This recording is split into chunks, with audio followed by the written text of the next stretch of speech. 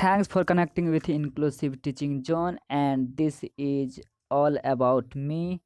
Thank you. Thanks. Hello everyone, inclusive teaching zone में आपका स्वागत है।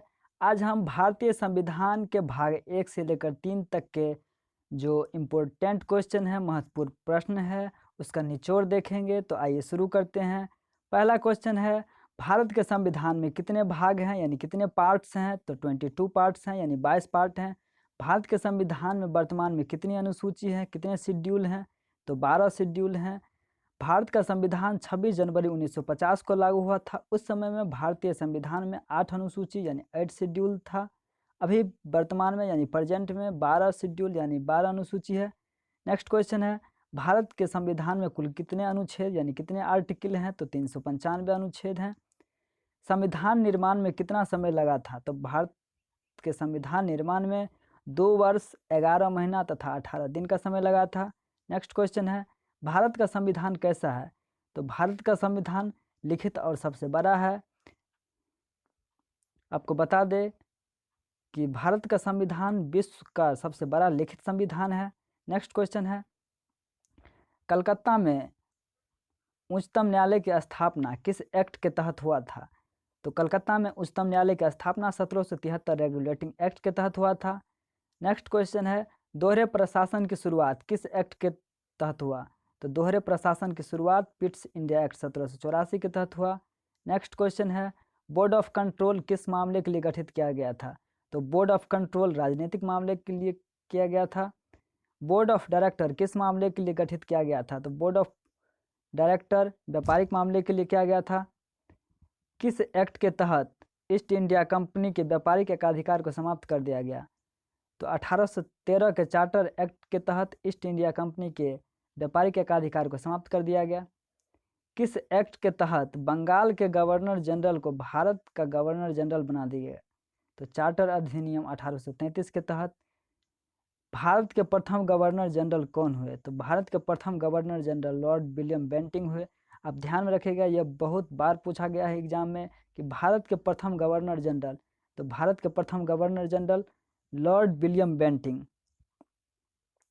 नेक्स्ट क्वेश्चन है, किस अधिनियम के तहत अधिकारियों एवं कर्मचारियों की नियुक्ति प्रतियोगिता परीक्षा के आधार पर निश्चित किया गया? तो चार्टर अधिनियम 1853 के तहत। नेक्स्ट क्वेश्चन है, किस अधिनियम के तहत भारत के गवर्नर जनरल को वायसराय कहा जाने लगा? तो भारत शासन अधिनियम 1858 के तहत भारत के गवर्नर जनरल को वायसराय कहा जाने लगा। नेक्स्ट क्वेश्चन है, भारत के अंतिम गवर्नर जनरल और प्रथम वायसराय कौन थे? तो भारत के अंतिम गवर्नर जनरल और प्रथम वायसराय लॉर्ड कैनिंग।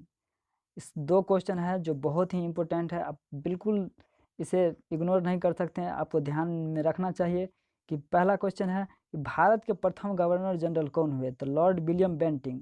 दूसरा क्वेश्चन है कि भारत के अंतिम गवर्नर जनरल और प्रथम वायसराय कौन थे? तो लॉर्ड कैनिंग। ये दोनों क्वेश्चन बहुत ही इंपॉर्टेंट है, कई बार एग्जाम में पूछा गया है, तो आप ध्यान में रखेंगे। नेक्स्ट क्वेश्चन है, ईस्ट इंडिया कंपनी को कब भंग कर दिया गया? तो ईस्ट इंडिया कंपनी को 1 जनवरी 1884 को भंग कर दिया गया। नेक्स्ट क्वेश्चन है, मुस्लिम के लिए पृथक निर्वाचन क्षेत्र की व्यवस्था किस अधिनियम के द्वारा किया गया? तो भारत शासन अधिनियम 1909 के द्वारा मुस्लिम के लिए अलग निर्वाचन क्षेत्र की व्यवस्था किया गया, जिसे मॉरल मिंटो सुधार के नाम से जाना जाता है। नेक्स्ट क्वेश्चन है, प्रांतों में द्वैध शासन प्रणाली की शुरुआत किस अधिनियम के तहत हुआ? तो प्रांतों में द्वैध शासन प्रणाली की शुरुआत भारत शासन अधिनियम 1919 के तहत हुआ, जिसे मोंटेग्यू चेम्सफोर्ड सुधार के नाम से जाना जाता है।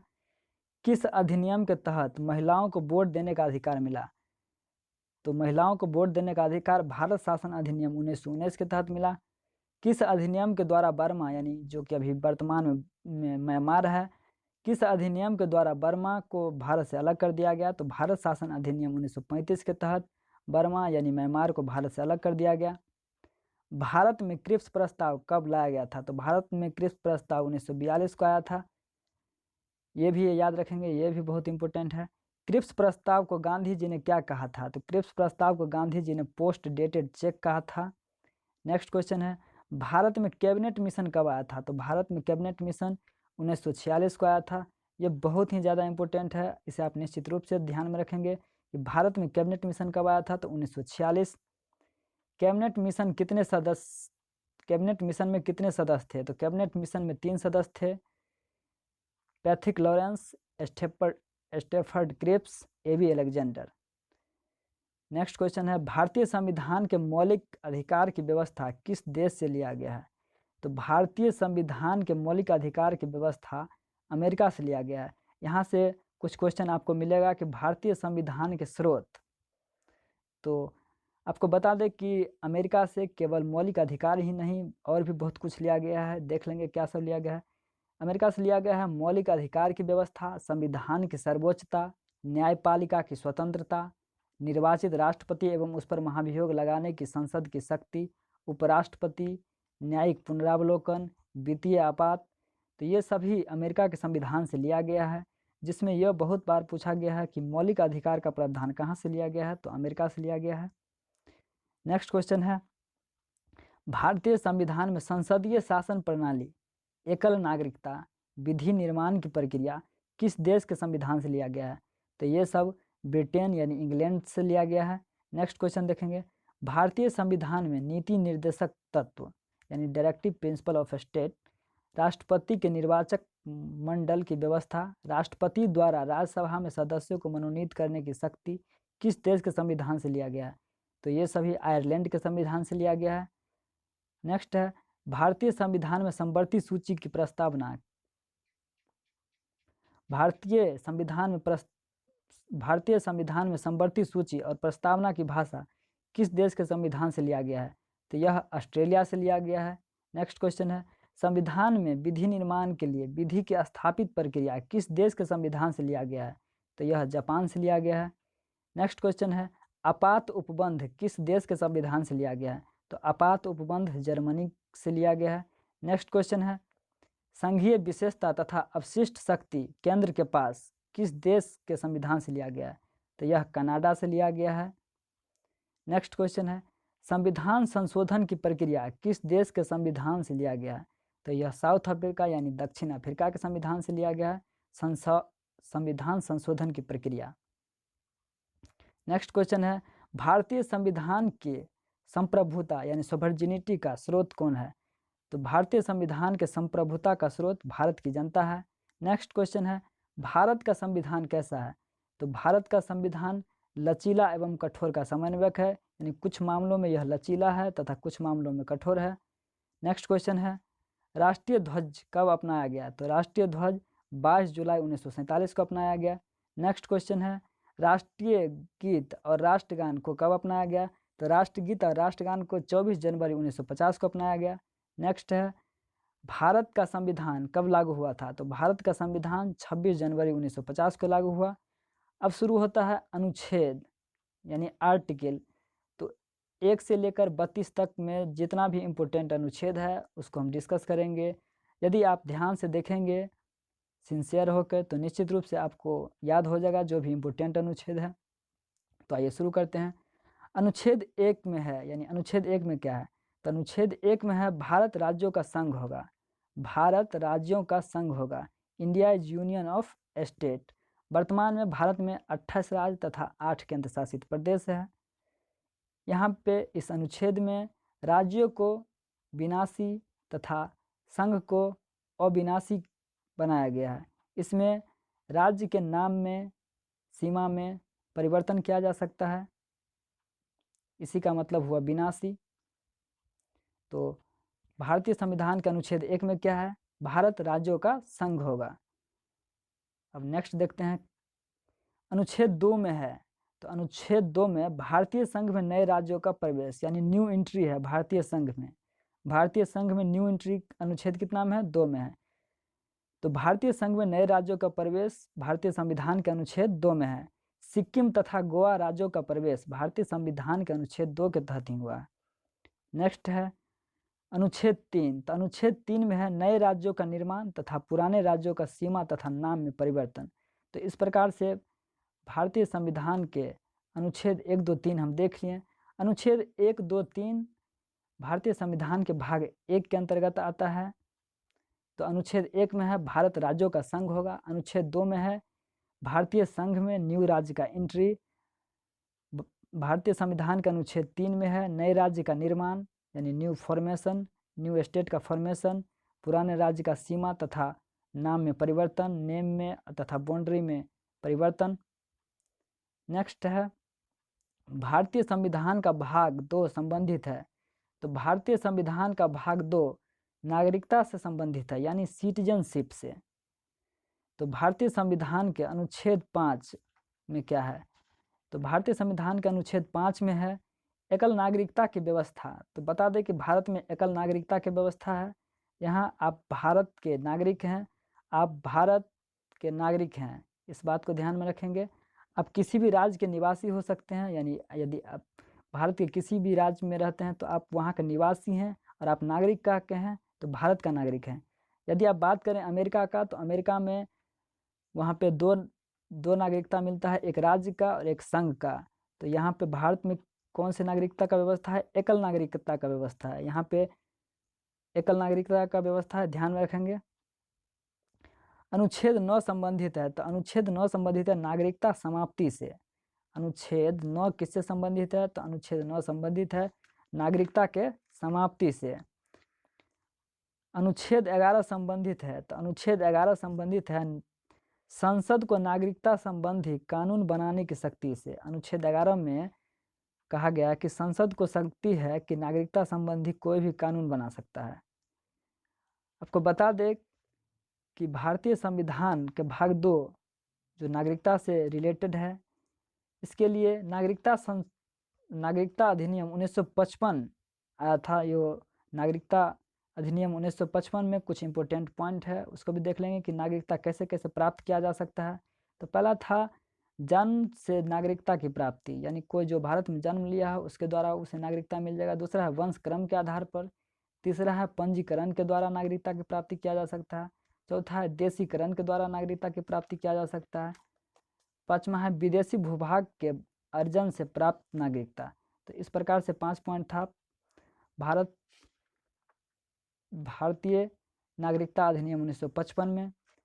इसके बाद एक और अधिनियम आया नागरिकता संशोधन अधिनियम 1986। उसमें कुछ बदलाव किया गया, जैसे देशीकरण के लिए जो पहले 5 वर्ष भारत में रहने के बाद उसे नागरिकता दिया जा सकता था, उसे समय बढ़ाकर 10 वर्ष कर दिया गया। और पंजीकरण में जो पहले मात्र 6 माह रहने के बाद यदि आप 6 माह रहते हैं और यदि आप पंजीकरण करा लेते हैं तो आपको भारतीय नागरिकता मिल जाता। लेकिन नागरिकता संशोधन अधिनियम जब 1986 आया तब से आपको 5 साल रहना पड़ेगा, इसके बाद ही आपको नागरिकता मिलेगा पंजीकरण के द्वारा। और यदि देशीकरण का बात करें तो देशीकरण के लिए आपको 10 वर्ष यानी 10 ईयर रहना पड़ेगा, तब आपको नागरिकता मिलेगा। तो ये कुछ इम्पोर्टेंट पॉइंट था नागरिकता अधिनियम 1955 तथा नागरिकता संशोधन अधिनियम 1986 से। कुछ पॉइंट है कि नागरिकता अधिनियम 1955 के अंतर्गत नागरिकता के समाप्ति के लिए निम्नलिखित 3 तरीका का भी वर्णन किया गया। जैसे परित्याग के द्वारा कोई अपना नागरिकता परित्याग दे और दूसरे देश का नागरिकता स्वेच्छा से ले ले। दूसरा है समाप्ति के द्वारा, यानी जब कोई भारत का नागरिक किसी दूसरे देश का नागरिकता अर्जित कर लेता है तब उसका भारत की नागरिकता स्वतः ही समाप्त कर दी जाती है। तीसरा है वंचन से, यानी जब कोई विदेशी व्यक्ति गलत तरीका से भारत का नागरिकता ले लेता है तो उसे नागरिकता से वंचित किया जा सकता है। तो नागरिकता अधिनियम 1955 में नागरिकता समाप्ति का भी 3 तरीका था, परित्याग, समाप्ति तथा वंचन।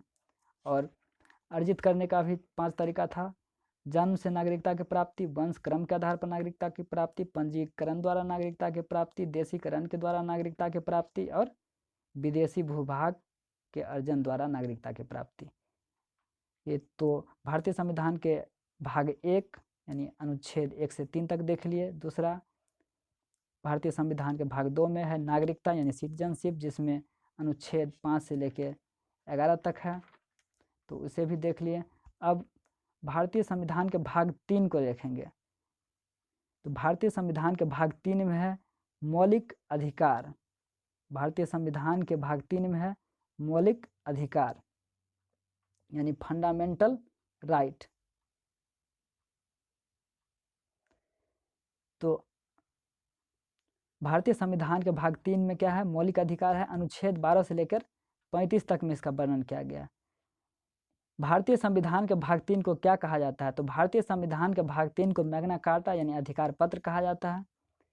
अनुच्छेद 12 संबंधित है, तो अनुच्छेद 12 में है राज्यों का परिभाषा दिया हुआ है कि राज्य क्या होगा, राज्य के लिए क्या जरूरी है, ये 12 में बताया गया है अनुच्छेद 12 में। अनुच्छेद 13 में क्या है? अनुच्छेद 13 में है कि संसद ऐसा कोई भी कानून नहीं बना सकता है जिससे मौलिक अधिकार का हनन होता है। यदि ऐसा कानून बनाता है तो वह स्वतः ही समाप्त हो जाएगा। तो अनुच्छेद 12 देख लिए, 13 देख लिए। अब नेक्स्ट क्वेश्चन देखते हैं, मौलिक अधिकार को कितने वर्गों में बांटा गया है? तो मौलिक अधिकार को 6 वर्गों में बांटा गया है और यह मौलिक अधिकार जो है भारतीय संविधान के भाग 3 में है, अनुच्छेद 12 से 35 में है। इसे भी आप ध्यान में रखेंगे, यह बहुत बार पूछा गया है कि मौलिक अधिकार भारतीय संविधान के भाग कितना में है? तो भाग 3 में है। अनुच्छेद कितना से कितना तक है? तो 12 से लेकर 35 तक में है। तो अब देखते हैं मौलिक अधिकारों का वर्गीकरण। तो मौलिक अधिकार को 6 भागों में बांटा गया है। 6 भाग इस प्रकार है। पहला है समानता का अधिकार, इसके अंतर्गत अनुच्छेद 14 से लेकर 18 तक आता है। दूसरा है स्वतंत्रता का अधिकार, इसमें 19 से लेकर 22 तक आता है। तीसरा है शोषण के विरुद्ध अधिकार, इसमें अनुच्छेद 23 और 24 आता है। चौथा है धार्मिक स्वतंत्रता का अधिकार, इसमें अनुच्छेद 25 से लेकर 28 तक का आता है। पांचवा है शिक्षा और संस्कृति से संबंधित मौलिक अधिकार, इसमें अनुच्छेद 29 और 30 आता है। और छठा है संवैधानिक उपचारों का अधिकार, जिसमें अनुच्छेद 32 आता है। तो इस प्रकार से मौलिक अधिकार को 6 भागों में बांटा गया है। आपको क्वेश्चन के सहायता से हम देख लेंगे, आगे क्वेश्चन के रूप में यह सब मिलेगा। भारतीय संविधान के किस अनुच्छेद में समानता का अधिकार संबंधी प्रावधान है? तो भारतीय संविधान के अनुच्छेद 14 से लेकर 18 तक में समानता का अधिकार है। अनुच्छेद 14 संबंधित है, यानी अनुच्छेद 14 क्या है? आर्टिकल 14 क्या है? इसमें है कानून के समक्ष समानता, यानी इक्वलिटी बिफोर लॉ। कानून के समक्ष सबको समान अधिकार है, चाहे वह गरीब हो, चाहे वह अमीर हो, चाहे वह उच्च वर्ग का हो, चाहे वह निम्न वर्ग का हो, सभी के लिए कानून के समक्ष समानता है। नेक्स्ट है अनुच्छेद 15 संबंधित है। तो अनुच्छेद 15 है कि भारत के नागरिकों के बीच धर्म, जाति, लिंग तथा जन्म स्थान के आधार पर किसी भी प्रकार के भेदभाव को अस्वीकार करता है, यानी सबको समान मानता है, किसी भी धर्म, जाति, लिंग के आधार पर किसी भी प्रकार के भेदभाव को नहीं स्वीकारता। नेक्स्ट है अनुच्छेद 16। अनुच्छेद 16 कहता है कि लोक नियोजन में समानता को स्वीकारता है, कि लोक नियोजन में सबको समान अधिकार दिया जाएगा। इसके विपरीत कुछ विशेष व्यवस्था किया गया है संविधान में ही। अनुच्छेद 16 के 4 में कहता है कि सरकारी सेवा में प्रतिनिधित्व कम होने वाले लोगों के लिए आरक्षण व्यवस्था है। अनुच्छेद 16 के 4 में कहा गया है कि यदि किसी सरकारी नौकरी में किसी विशेष वर्ग का, किसी खास वर्ग का यदि प्रतिनिधित्व कम है तो उसके लिए आरक्षण की व्यवस्था को सरकार चाहे तो लगा सकती है, आरक्षण दे सकती है। तो 16 के 4 में है। नेक्स्ट क्वेश्चन है अनुच्छेद 17 संबंधित है। तो अनुच्छेद 17 है अप्रेसता यानी छुआछूत के अंत से अनटचेबिलिटी को यह फुल्ली बैन करता है और ऐसा करना अभी दंडनीय अपराध भी है। तो यह क्वेश्चन भी बहुत बार पूछा गया है कि भारतीय संविधान का अनुच्छेद 17 संबंधित है, तो यानी अप्रेसता का अंत से, यानी छुआछूत के अंत से, यानी अनटचेबिलिटी, छुआछूत। नेक्स्ट है अनुच्छेद 18। तो अनुच्छेद 18 है उपाधियों का अंत। अब केवल शिक्षा और सेना से जुड़ा हुआ उपाधि ही आप ग्रहण कर सकते हैं, और यदि आपको विदेशी कोई उपाधि ग्रहण करना हो तो भारत सरकार से पहले परमिशन लेना पड़ता है। तो इस प्रकार हम समानता का अधिकार में जो 4 अनुच्छेद है 14 से लेकर 18 तक देख लिए, फिर से एक बार देख लेते हैं ताकि हम याद कर सके, उसको आसानी से ध्यान में रख सके, ताकि हमें क्वेश्चन जब पूछा जाए तो हम आसानी से टिक कर सके। अनुच्छेद 14 में क्या है? अनुच्छेद 14 में है कानून के समक्ष समानता। अनुच्छेद 15 में क्या है? किसी भी प्रकार का कोई भेदभाव नहीं, लिंग, जाति, धर्म के आधार पर किसी भी प्रकार का कोई भेदभाव नहीं। अनुच्छेद 16 में क्या है? लोक नियोजन में समानता। अनुच्छेद 16 के 4 में क्या है? किसी खास के लिए आरक्षण की व्यवस्था, किसी खास वर्ग के लिए। अनुच्छेद 17 में क्या है? अनटचेबिलिटी यानी अप्रेस्यता का अंत। अनुच्छेद 18 क्या है? उपाधियों का अंत। तो इस प्रकार से जो 6 वर्ग में हम एक वर्ग देख लिए समानता का अधिकार। अब नेक्स्ट की तरफ जाएंगे। नेक्स्ट में है कि भारतीय संविधान के किस अनुच्छेद में स्वतंत्रता का अधिकार वर्णित है? तो भारतीय संविधान के अनुच्छेद 19 से लेकर 22 तक में स्वतंत्रता का अधिकार का वर्णन किया गया है। इसमें अनुच्छेद 19 संबंधित है, तो अनुच्छेद 19 संबंधित है अभिव्यक्ति की स्वतंत्रता से। इसी के अंतर्गत प्रेस या मीडिया का स्वतंत्रता भी आता है। आपसे पूछे कि मीडिया की स्वतंत्रता भारतीय संविधान के किस अनुच्छेद के अंतर्गत आता है? तो अनुच्छेद 19 के अंतर्गत ही मीडिया की अभिव्यक्ति की स्वतंत्रता भी आता है। अनुच्छेद 19 को कई वर्गों में बांटा गया है, इसको भी देख लेंगे। अनुच्छेद 19 के एक यानी क में है विचार अभिव्यक्ति की स्वतंत्रता, ख में है स्वतंत्रता पूर्वक सम्मेलन करने की स्वतंत्रता, पहले बोलने का स्वतंत्रता, फिर ख में है स्वतंत्रता पूर्वक सम्मेलन करने की स्वतंत्रता, ग में है संघ बनाने की स्वतंत्रता, घ में है देश में कहीं भी घूमने की स्वतंत्रता, अंग में है देश में कहीं भी बस जाने की स्वतंत्रता, च को निश्चित कर दिया गया है यानी समाप्त कर दिया गया है, छ में है कोई भी पेशा या आजीविका अपनाने की स्वतंत्रता। तो इस प्रकार से आप याद रख सकते हैं, पहले बोलने का स्वतंत्रता है, फिर सम्मेलन करने की स्वतंत्रता है, फिर संघ बनाने की स्वतंत्रता है, फिर कहीं भी घूमने का स्वतंत्रता है, फिर कहीं भी बसने का स्वतंत्रता है, फिर लास्ट में कहीं भी कोई भी पेशा यानी आजीविका कमाने की स्वतंत्रता है। तो इस प्रकार से अनुच्छेद 19 को भी कई वर्गों में बांटा गया है। अब नेक्स्ट देखते हैं कि अनुच्छेद 20 संबंधित है। तो अनुच्छेद 20 संबंधित है अपराधों के दोष सिद्धि से। यह अनुच्छेद कहता है कि किसी व्यक्ति को किसी अपराध के लिए तभी दंडित किया जा सकता है जब अपराध के समय प्रचलित किसी विधि या उससे उल्लंघन किया हो, और एक अपराध के लिए व्यक्ति को एक बार ही दंडित किया जा सकता है।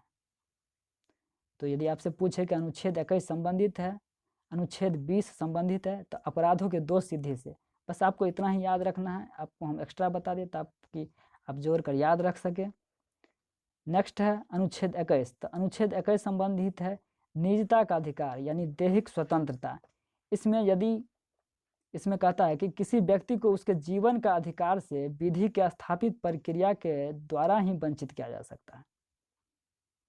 तो अनुच्छेद 21 क्या है? निजता का अधिकार यानी दैहिक स्वतंत्रता।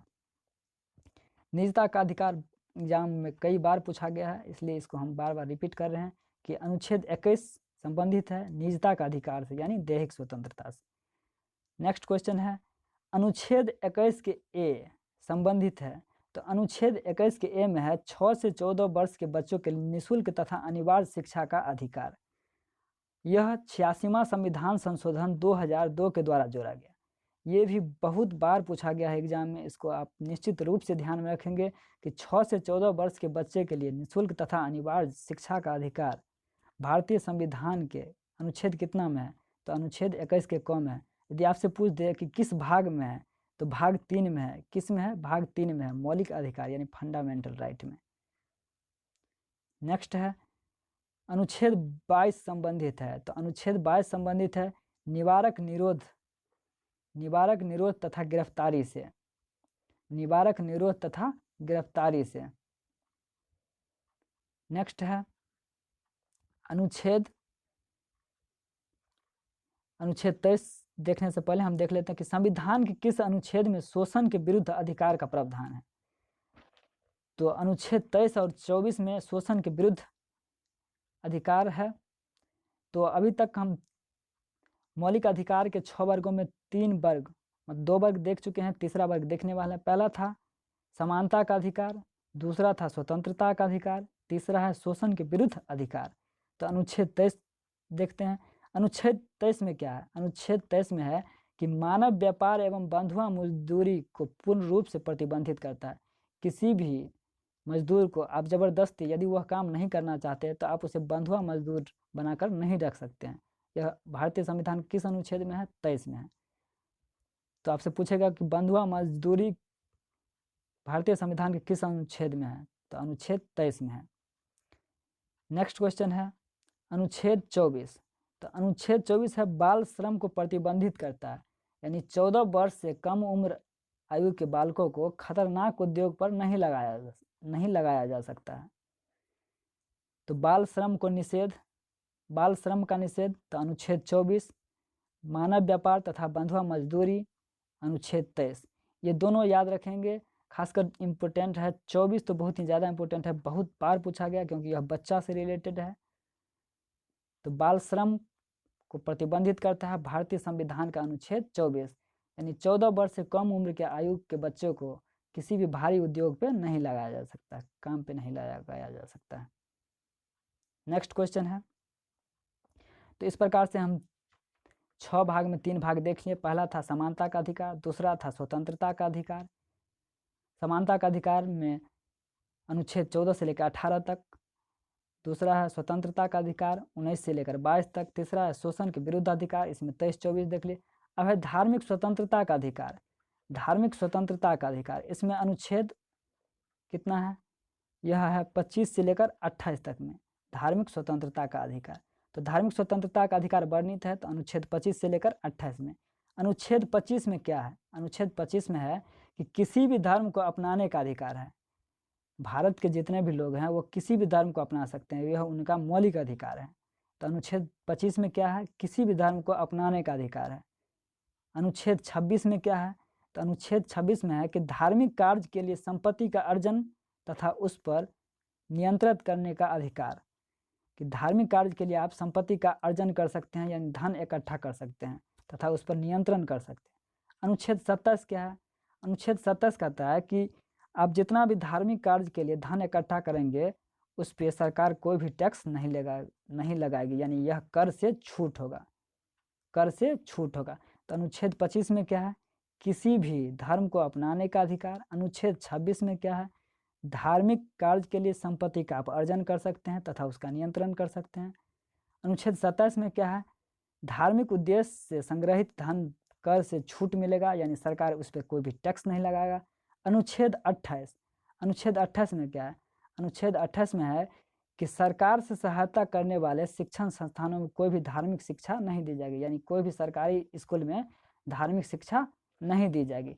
तो इस प्रकार से मौलिक अधिकार का 6 भाग में हम 4 भाग देख चुके हैं।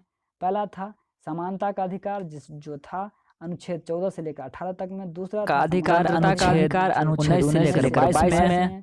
तीसरा है शोषण के विरुद्ध अधिकार, अनुच्छेद 23 से लेकर 24 में। चौथा है धार्मिक स्वतंत्रता का अधिकार, 25 से लेकर 28 तक में। तो यह 4 भाग देख लिए हैं। अब 5वां देखेंगे और 6ठा देखेंगे। तो 5वां है शिक्षा और संस्कृति से संबंधित मौलिक अधिकार का वर्णन किस अनुच्छेद में है। तो शिक्षा और संस्कृति से संबंधित मौलिक अधिकार का वर्णन अनुच्छेद 29 और 30 में है। यह मौलिक अधिकार जो 6 वर्गों में बांटा गया, जिसका 5वां भाग है शिक्षा और संस्कृति से संबंधित मौलिक अधिकार। यह भारतीय संविधान के अनुच्छेद 29 और 30 में है। अनुच्छेद 29 में क्या है, तो अनुच्छेद 29 में है कि भारत के सभी नागरिक को अपनी भाषा, लिपि एवं संस्कृति को बनाए रखने का अधिकार है।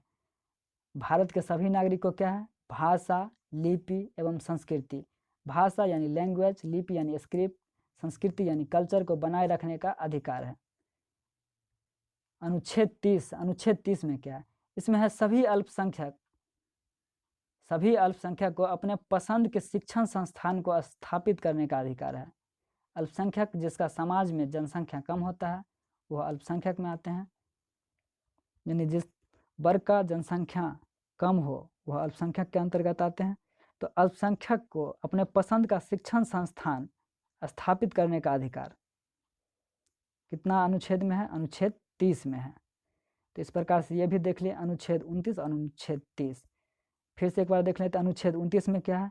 तो अनुच्छेद 29 में है सभी नागरिक को अपनी भाषा, लिपि तथा संस्कृति को बनाए रखने का अधिकार है। अनुच्छेद 30 में सभी अल्पसंख्यक को अपनी पसंद शिक्षण संस्थान स्थापित करने का अधिकार है।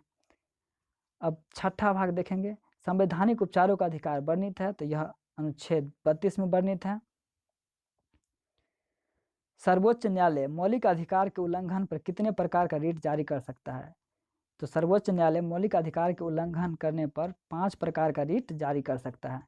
यह 5 रिट कौन कौन होगा, तो आपको नाम बता देते हैं, फिर क्वेश्चन में देख लेंगे 5 पे जो क्वेश्चन बनेगा इससे।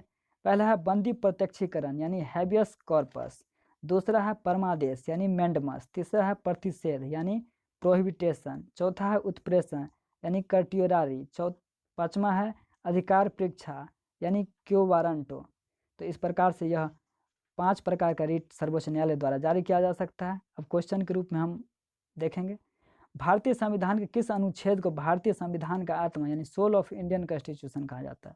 तो भारतीय संविधान के अनुच्छेद 32 को भारतीय संविधान का आत्मा कहा जाता है। ये भी क्वेश्चन बहुत बार पूछा गया है एग्जाम में, इससे को आप जरूर ध्यान में रखेंगे। भारतीय संविधान के किस अनुच्छेद को भारतीय संविधान का आत्मा कहा गया है? तो भारतीय संविधान के अनुच्छेद 32 को भारतीय संविधान का आत्मा कहा गया। बंदी बनाए गए व्यक्तियों को कौन सा रीट संबंधित है? तो बंदी बनाए गए व्यक्तियों से जो रीट संबंधित है वह है बंदी प्रत्यक्षीकरण। यदि किसी भी व्यक्ति को बंदी बनाया जाता है और 24 घंटा के अंतर्गत उसे न्यायालय में प्रस्तुत नहीं किया जा सकता है, तब यह रीट जारी किया जा सकता है, जिसमें आने और जाने का समय को काउंट नहीं किया जा सकता, नहीं किया जाता है। नेक्स्ट क्वेश्चन है, कौन सा रीट लोक कर्तव्य धारण यानी पब्लिक ड्यूटी धारण करने वाली यानी सरकारी कर्मचारी के विरुद्ध जारी किया जाता है? तो परमादेश यानी मैंडमस यानी सरकारी कर्मचारी कोई हैं और वह अपना कर्तव्य करने से इनकार कर रहे हैं, तो सर्वोच्च न्यायालय यह रीट जारी कर सकते हैं, उनसे पूछ सकते हैं कि ऐसा आप क्यों कर रहे हैं। तो मैंडमस यानी परमादेश जारी किया जाता है किसके लिए? तो लोक कर्तव्य को धारण करने वाले व्यक्ति के लिए यानी पब्लिक ड्यूटी को धारण करने वाले व्यक्ति के लिए। आपको बता दें कि यह प्राइवेट व्यक्ति या राष्ट्रपति, राज्यपाल या किसी प्राइवेट व्यक्ति के विरुद्ध यह जारी नहीं किया जा सकता, इसको भी आप ध्यान में रखेंगे। तो परमादेश किसके विरुद्ध जारी किया जाता है? तो परमादेश लोक कर्तव्य को धारण करने वाले व्यक्ति के विरुद्ध जारी किया जाता है।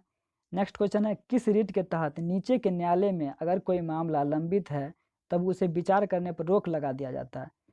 तो प्रतिषेध रीट के तहत नीचे के न्यायालय में अगर कोई मामला लंबित है तो उस पर विचार करने से रोक लगा दिया जाता है। नेक्स्ट है, किस रीट के तहत किसी मामले को नीचे न्यायालय से अपने पास मंगवा लिया जाता है? तो उत्प्रेषण के द्वारा।